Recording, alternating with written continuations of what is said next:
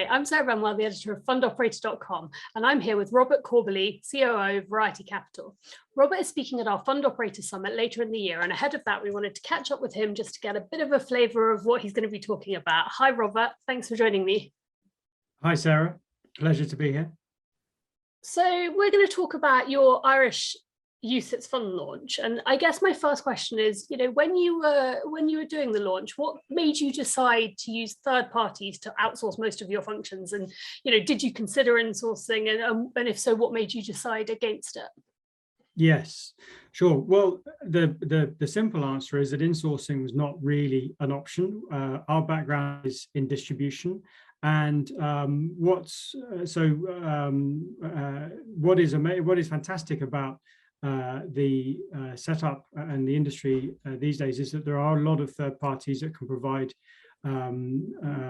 provide services which enable investment funds to get up and running actually with remarkably minimal resource. So as a company with a background in distribution, we determined that there was a market demand for exceptional performance.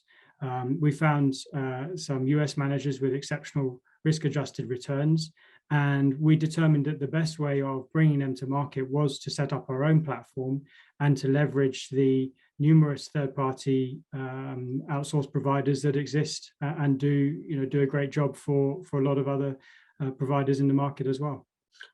Great. And when you were thinking about those third-party providers and the partners you chose to work with, what were some of the key steps that you took in selecting the right people?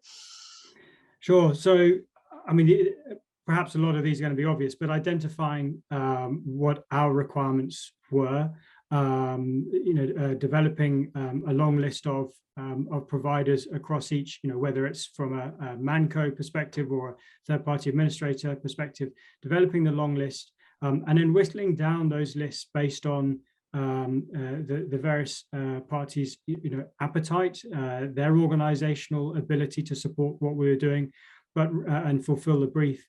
But really what we found through all of this is that it's absolutely critical that the parties and the vendors we're speaking to totally understand our proposed approach and provide input to the proposals. So if what we're proposing is not workable, then that's very valuable to us clearly. But we need to be completely aligned. That's really, really important. Then you have the sort of formal due diligence requirements that are undertaken. And interestingly, one of the interesting aspects was that in looking to appoint third parties, we started doing due diligence, but then also they turned around and did due diligence on us. So that was all part of the experience. But aside from the formal due diligence, it's also important to do some informal due diligence. And so working the peers and competitors and speaking to the network and just making sure that that it's going to be a good fit. That makes sense to me. And thinking about that process as a whole, can you reflect on any perhaps challenges that you faced and how you overcame them? Yeah, I mean, one challenge we were down the route of selecting a partner, and then we jointly agreed that actually it wasn't the right thing to proceed together. And whilst that was a frustration at the time, actually it was about being, I guess, it sounds a bit trite, but it's about being grown up enough on both sides to recognize that in good order. The challenge is that it did delay our launch of the platform, but as we look back, whilst it was regretful to go through that experience, it helped cement a lot of it helped cement the importance of getting the selection correct. And so working with the correct partners is critical. Great. And then last one from me, whether it's with this process specifically or from your wider experience, what lessons can you share on outsourcing generally and the trick to building good relationships? I mean, building relationships is critical. It's critical in all walks of life, of course. But really, to my earlier point, a common understanding of the project and the ambition of the whoever's driving the project. Make sure that is in place from the off.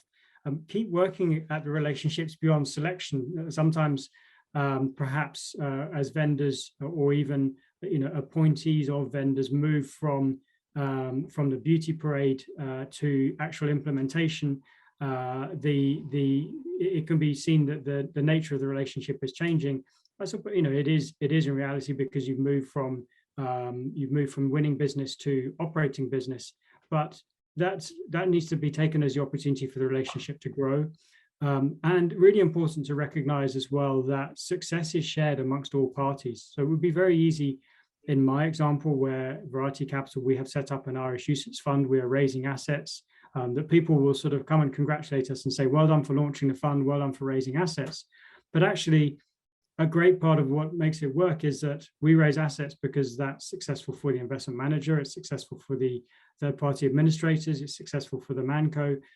So everyone contributing to the model, they have their own success metrics that are all tied together. So everyone needs to be, we all need to be cognizant of and respectful of everyone's particular success metrics, because that ultimately is what delivers the positive outcomes. Great, thank you, Robert. Obviously, we'll be talking about insourcing, outsourcing, and all other aspects of fund operations and getting that right at our conference later this year. And I can't wait to hear more from you and all of our other speakers, of course. Thank you.